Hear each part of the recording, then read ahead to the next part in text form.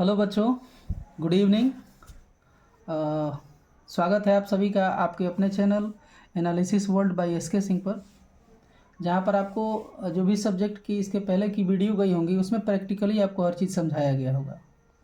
तो आज मैट्रिकुलेशन 2025 को लेकर के हिंदी सब्जेक्ट में एक बहुत ही महत्वपूर्ण चैप्टर जो है हम लोग आज कवर अप करेंगे। कोशिश करेंगे कि उसको हम लोग समझ लें।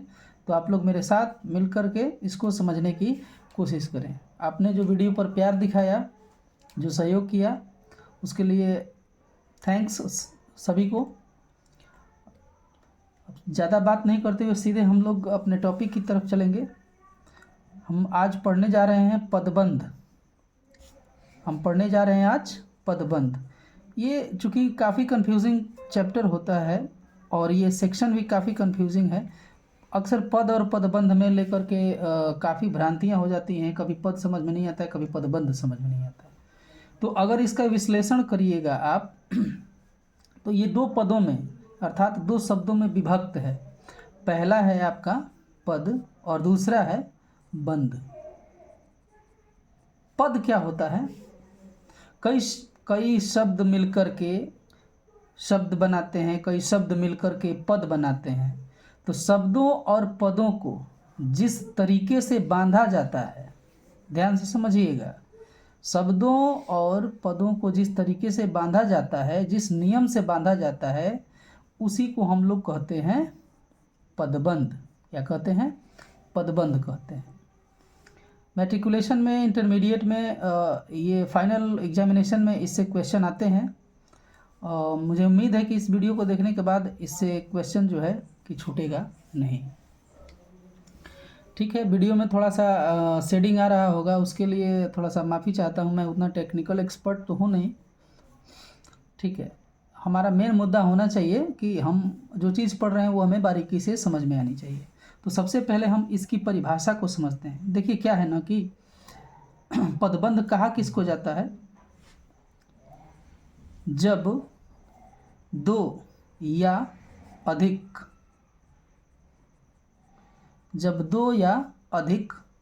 पद मिलकर एक ही शाब्दिक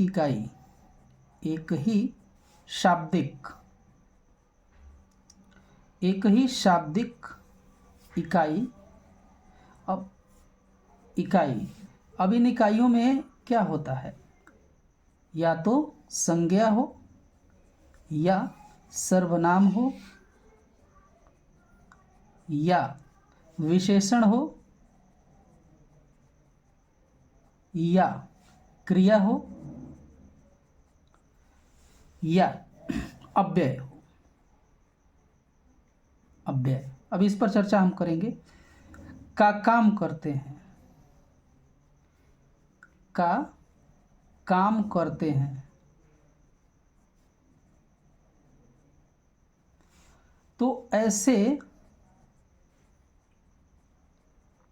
समूह को पदबंध कहा जाता है। पदबंध कहा जाता है।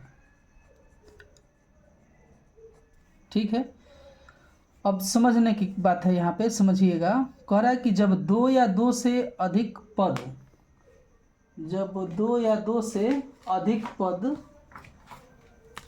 मिलकर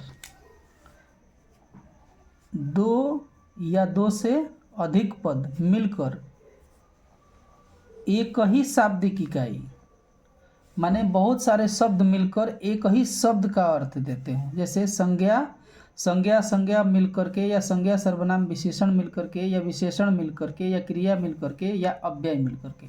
ये जो पार्ट है जिसको हम लोग अव्यय एक्चुअली में क्या होता है? अव्यय क्या है कि वह शब्दांश जो किसी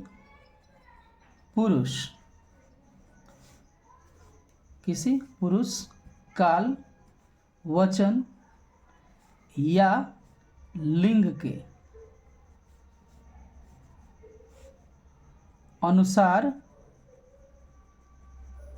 परिवर्तित नहीं होता है।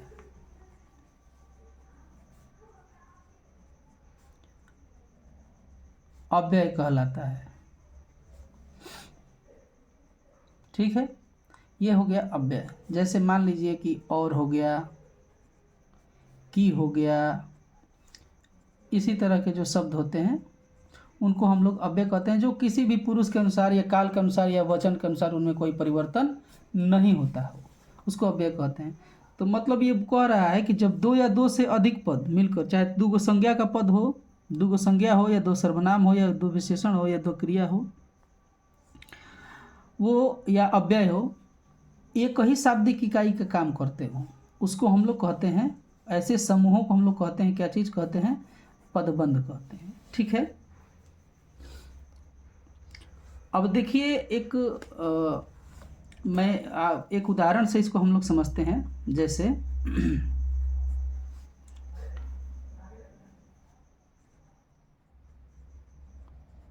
बगुले की तरह लंबी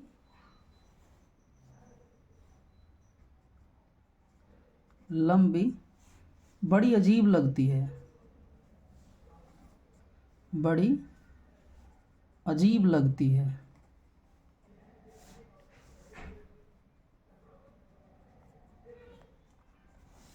बगुले की तरह लंबी, बगुले की तरह लंबी, इसमें कौन सा पदबंध है? तो इसमें देखेंगे आप, तो ये लंबी जो है, लंबा लंबी, ये जो होते हैं विशेषण, तो इससे संयुक्त ये जो पद होगा ये होगा विशेषण पदबंध। ठीक है, ये होगा विशेषण पदबंध। ठीक है ना।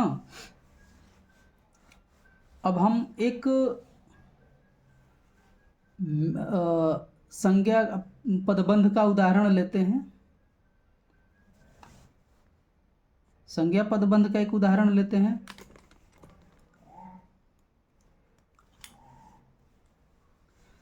जैसे महात्मा बुद्ध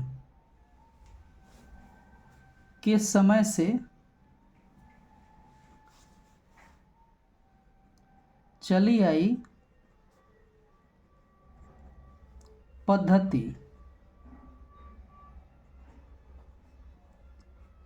पर दलाई लामा ने व्याख्यान दिया।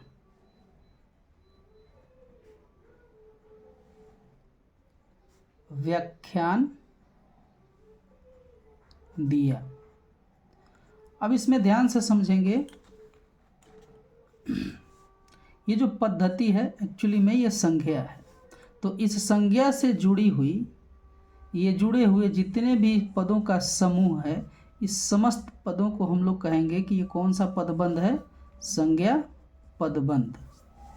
ठीक है, उम्मीद करता हूँ कि आपको समझ में आ रहा होगा।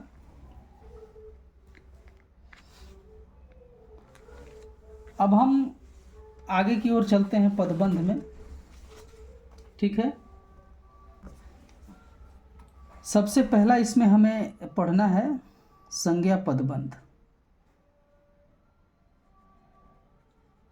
संज्ञा पदबंध, संज्ञा पदबंध क्या होता है? अब इसको थोड़ा सा जान लेते हैं। संज्ञा पद के स्थान पर प्रयुक्त होने वाले, संज्ञा पद के स्थान पर प्रयुक्त होने वाले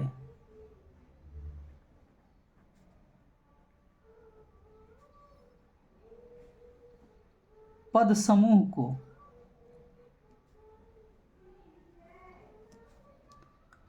संज्ञा पदबंध कहते हैं।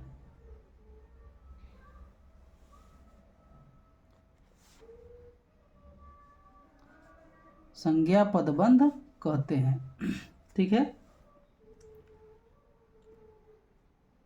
अब इसमें जितने भी प्रयुक्त पद होंगे, इसकी खासियत ये है कि इसमें जितने भी संज्ञा पदबंध में जितने भी पद को हम प्रयोग करेंगे वो कुल एक ही शब्द को इंगित करेंगे, इसी वजह से इसको संज्ञा पदबंध कहा जाता है। ठीक है, इनका कारक अलग अलग हो सकता है, कर्ता कारक हो सकता है, कर्म कारक हो सकता है, अलग अलग कारक हो सकते हैं इसमें।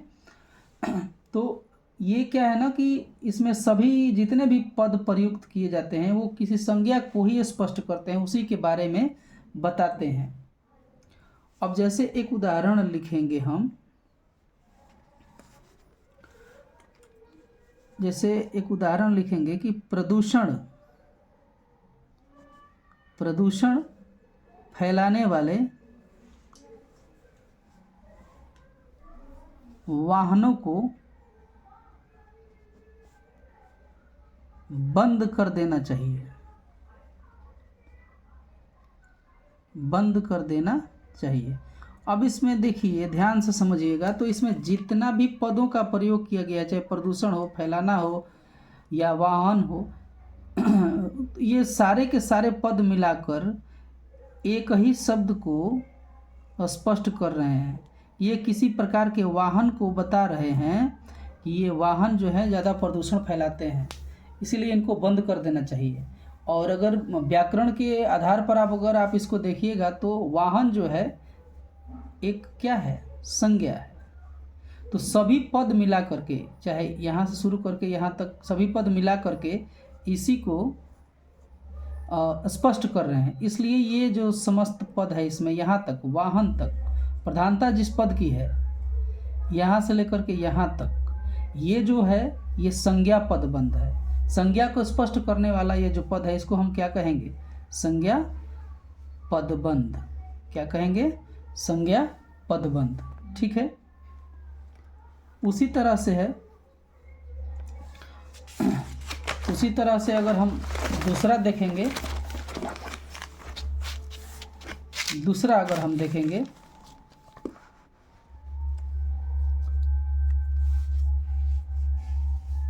दूसरा है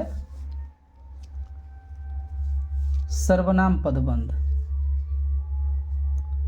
सर्वनाम पदबंध, ठीक है। पदों का वैसा समूह, पदों का वैसा समूह, पदों का वैसा समूह क्या करता हो भाई, जो किसी सर्वनाम के बारे में बताए, जो किसी सर्वनाम के बारे में बताए।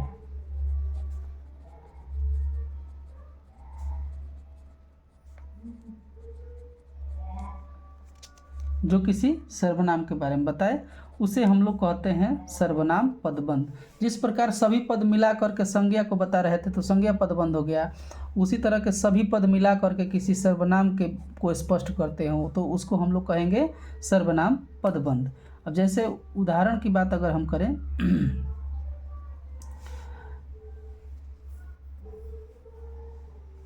कह रहा है कि शेर की तरह, शेर, शेर नहीं, शेर तो फिर अर्थ बदल जाएगा, शेर की तरह दहाड़ने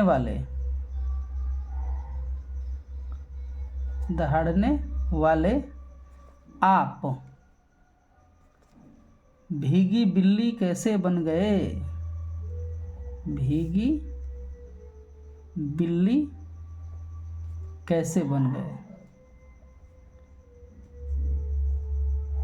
अगर आप इसमें समस्त पदों को देखेंगे तो सारे के सारे पद मिलाकर के आप को बता रहे हैं, और जो आप अपने आप में क्या है, सर्वनाम है। क्या है, सर्वनाम है। आप, तुम, मैं, ये क्या है, सर्वनाम है। तो इस पद को हम लोग कहेंगे कि यह है सर्वनाम पद, सर्वनाम पदबंध। इसको हम लोग क्या कहेंगे, यह है सर्वनाम पदबंध। ठीक है, तीसरा नंबर पर है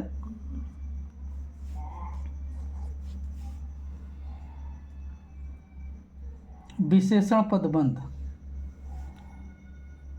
विशेषण नहीं, विशेषण, विशेषण पदबंध। वीडियो लंबी हो रही है लेकिन धैर्यपूर्वक अगर आप इसको देखेंगे तो इससे आने वाले सारे प्रश्नों का समावेश आराम से आप कर सकते हैं, उसको खूब आराम से सॉल्व कर सकते हैं। वह पद समूह जो मिलकर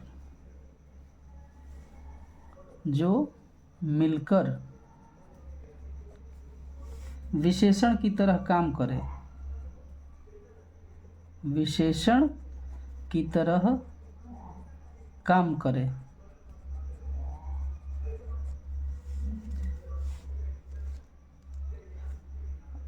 अर्थात संज्ञा या सर्वनाम की विशेषता बताए, उसे हम विशेषण पदबंध कहते हैं। ठीक है, अगर इसके उदाहरण की हम बात करें, जैसे मैं उदाहरण इसका हम ले लेते हैं। जैसे 2 गिलास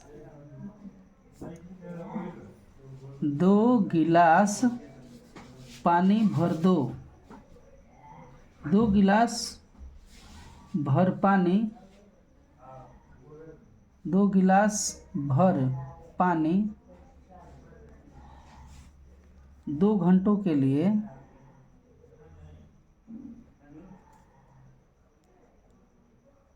काफ़ी है।